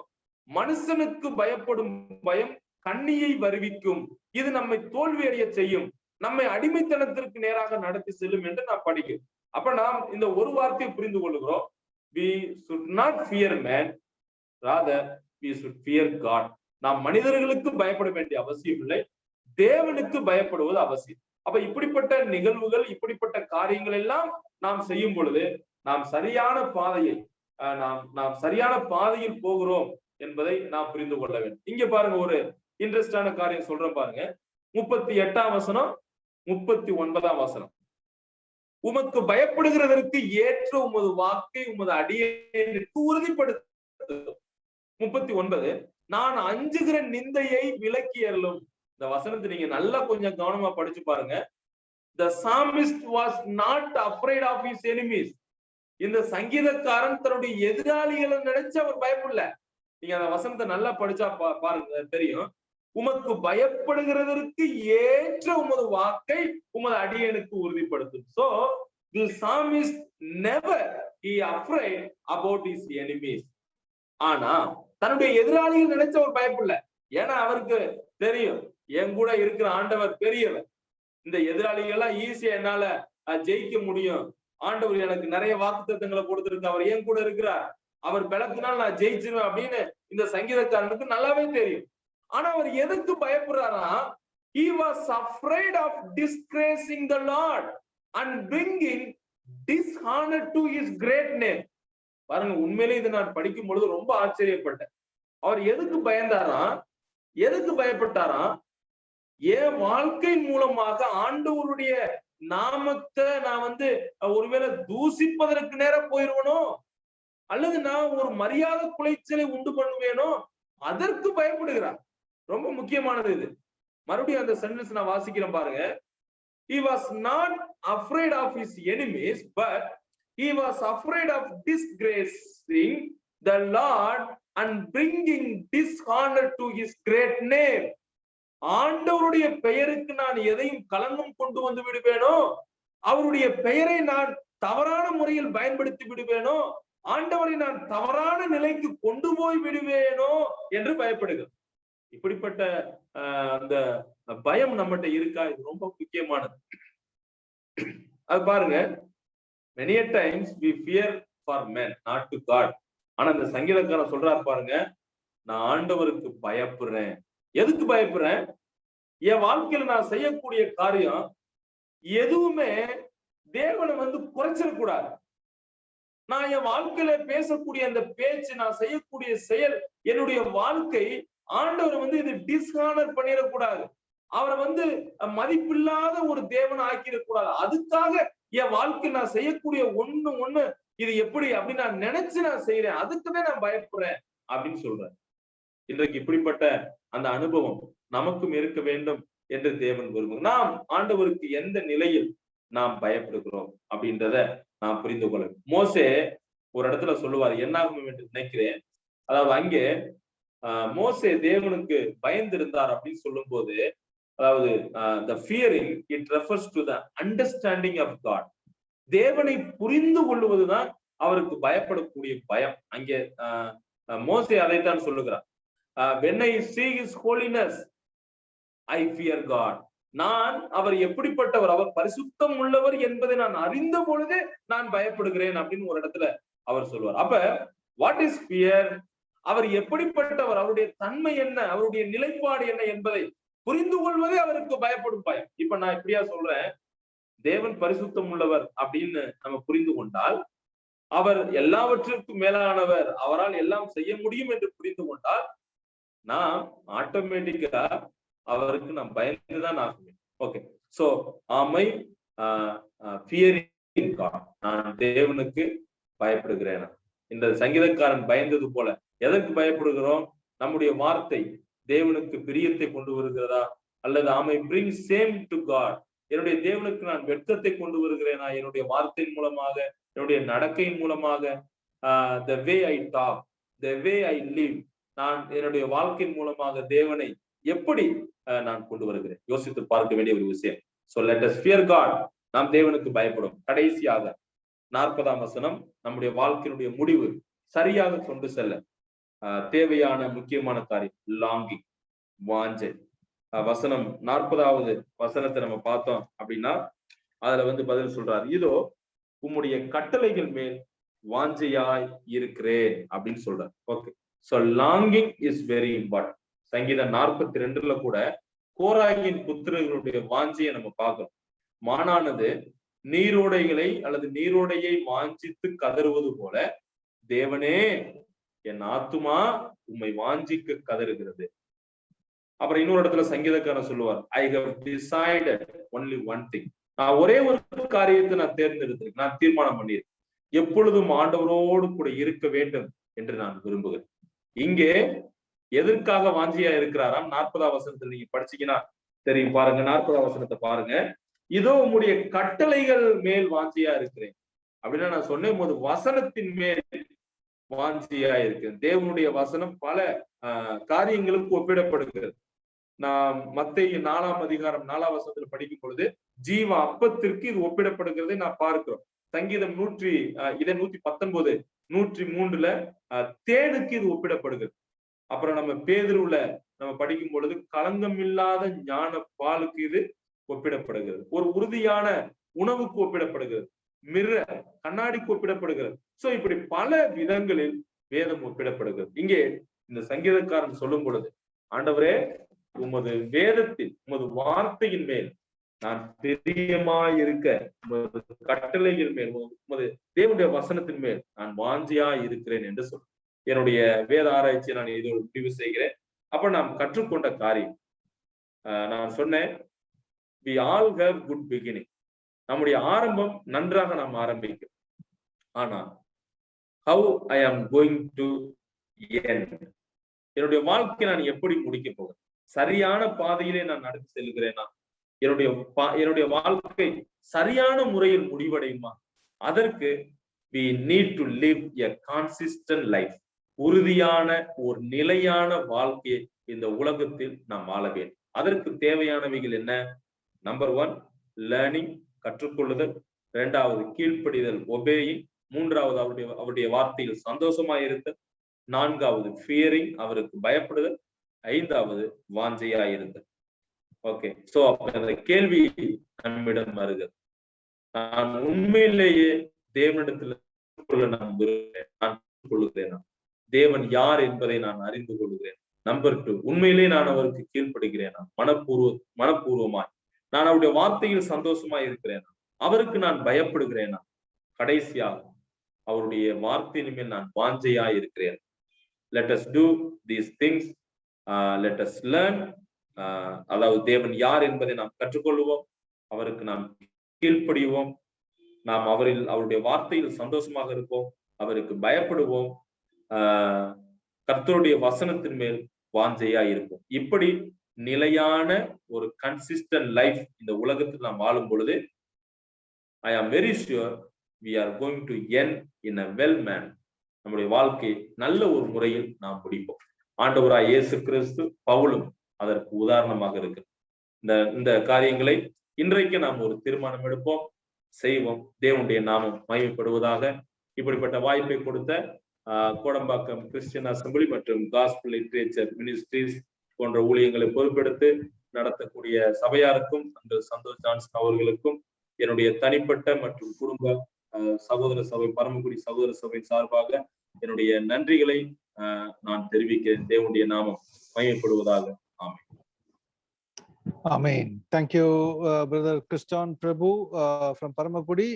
God has really used you even this evening time. May God continue to use you. We praise God for the word that has come from Psalm 119. Are we learning much of God through the word of God? And also, are we obeying God through the word with our wholeheartedness? Are we delighting in the Lord God through the word? And are we having the fear of God through the word? The fear of the Lord begins from the word of God. So let us understand, if we have to have fear of God, let us learn the word very well. And then, are we longing with the wholehearted the Lord's God's word? So all these are the questions which we should truly answer even this evening time. We praise God for God has enabled us to go through these wonderful verses, practical verses, every day-to-day lives. The theory is just, doctrines are important, but more important are our practical life. So let us try to understand all these points which we learned today are very essential, very needful for not only to finish the race well, but also to go on well till we meet the Lord.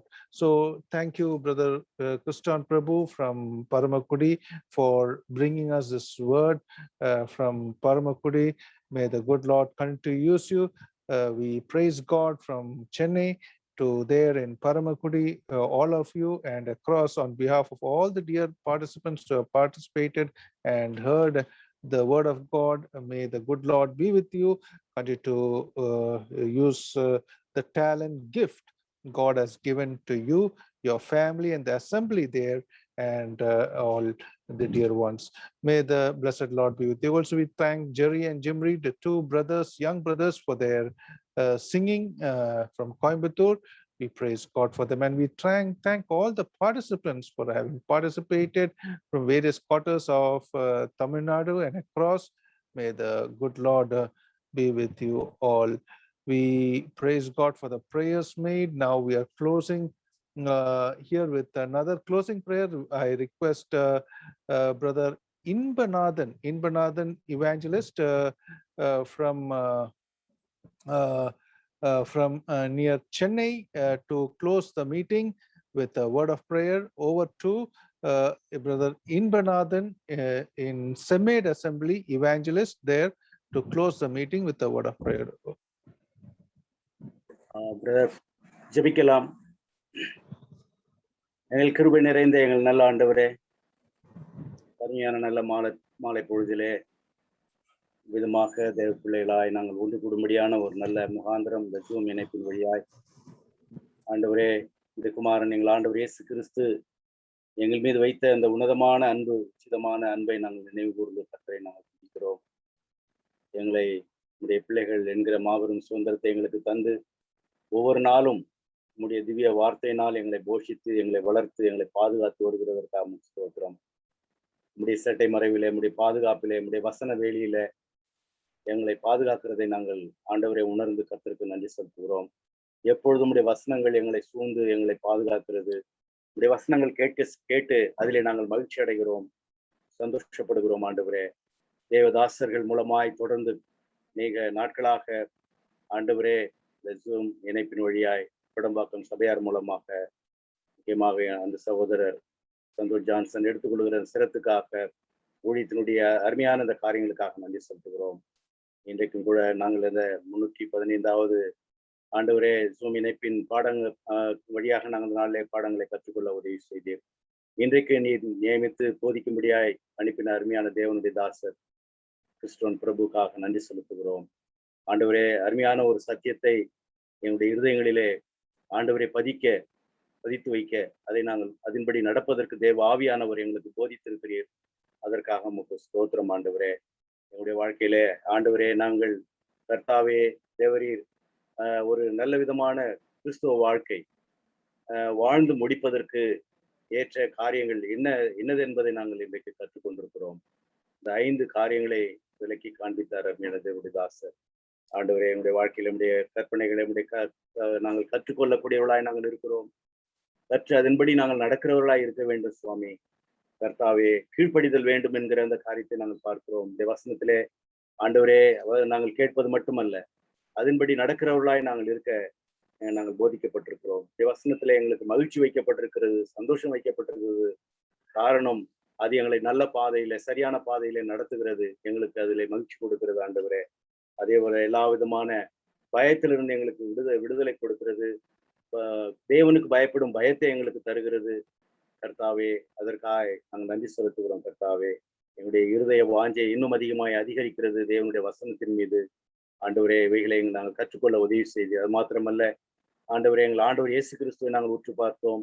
அவர் இந்த பூமியில எங்களுக்காக வந்து நிறைவேற்ற வேண்டியவைகளை நிறைவேற்றும் பொழுது அதை ஆண்டவரே அவர் சரியாக நிறைவேற்றினதினாலே ஆண்டவரே, இன்றைக்கு இவ்வளவு பெரிய கர்த்தாவே ரட்சிப்பையும் தெய்வீக சமாதானத்தையும் எங்களுடைய வாழ்க்கையில நாங்கள் பெற்றிருக்கிறோம்.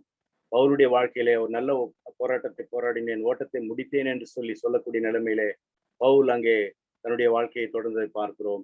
ஆண்டவரே, சில தேவ மனிதர்கள் ஆண்டவரே ஆரம்பத்தில் நல்ல விதமாய் ஓடினார்கள், ஆனால் முடிவோ அங்கே கர்த்தாவே ஒரு வீழ்ச்சியை நாங்கள் அதில் பார்க்கிறோம். ஆண்டவரே, 2 காரியங்கள் எங்களுக்கு முன்மாதிரியா வைக்கப்பட்டிருக்கிறது. நாங்கள் எதை தொடர்களாய் இருக்கிறோம் ஆண்டவரே? நாங்கள் ஓடி நல்ல போராட்டத்தை போராடி ஓட்டத்தை முடித்து ஜீவக்கிரீடத்தை பெற்றுக்கொள்வதற்கு ஏதுவாக எங்களுடைய ஓட்டம் இருக்க வேண்டுமே சுவாமி. நாங்கள் விதமான காரியங்களை இந்த நாளில் அநேகத்தை நாங்கள் அந்த 5 காரியங்களை கற்றுக்கொண்டிருக்கிறோம். எங்களுடைய வாழ்க்கையில இவைகளை நாங்கள் அபியாசித்து ஜீவிக்க தேவன் எங்களுக்கு கிருபை செய்யும்படியாக வேண்டி ஜெபிக்கிறோம். கர்த்தாவே, இந்த ஜூம் இணைப்பிலே கலந்து கொண்ட ஒவ்வொரு தேவ பிள்ளைகளையும் குடும்பங்களையும் கர்த்ததாமே நீர் ஆசீர்வதித்தருளும். இந்த இணைப்பிலே வந்து ஜெபித்த தேவ பிள்ளைகளுக்காய் ஸ்தோத்திரம். நல்ல ஒரு பாடலை எங்களுக்கு பாடி கொடுத்த அருமையான தம்பிமார்களுக்காய் ஸ்தோத்திரம். ஆண்டவரை இதை எடுத்து நடத்துகிற தேவ பிள்ளைகள் ஒவ்வொருவரையும் நீர் வழி நடத்தி காத்துக்கொள்ள, விசேஷமாக செய்தியை கொண்டு வந்த நம்முடைய தாசரை தொடர்ந்து நீர் வலிமையாக எடுத்து பயன்படுத்தும்படியாக வேண்டி ஜெபிக்கிறோம். கர்த்தாவே, தேவரீர் எல்லாவற்றையும் நீர் ஆண்டு கொண்டதுக்காக நன்றி செலுத்துகிறோம். ஆண்டவர் மீட்பர் ரட்சகருமாய் இருக்கிற கிறிஸ்து இயேசுவின் நல்ல நாமத்துல வேண்டிக் கொள்கிறோம் எங்கள் ஜீவனுள்ள நல்ல பிதாவே, ஆமென். என் ஆத்மாவை ஸ்தோத்திரி, முழு உள்ளமே பரிசுத்த நாமத்தை ஸ்தோத்திரி. என் ஆத்மாவே கர்த்தரை ஸ்தோத்திரி, கர்த்தர் செய்த சகல உபகாரங்களை மறவார். ஆமென். இந்த கர்த்தராகிய கிருபையும் பிதாவாகிய தேவனுடைய அன்பும் பரிசுத்த ஆவியானுடைய அன்யோன்ய ஐக்கியமும் ஆசீர்வாதமும் நம் அனைவரோடும் இன்றும் என்றும் சதா காலங்களிலும் இருப்பதாக. Amen. Amen. Thank you, Brother Inbranathan, for the closing prayer. Now we are closing here. God willing, we shall meet on 2nd, 3rd, and 4th on the 2nd evening, Monday evening, with David J. Mintz. Till then, may the blessed Lord be with us. God bless.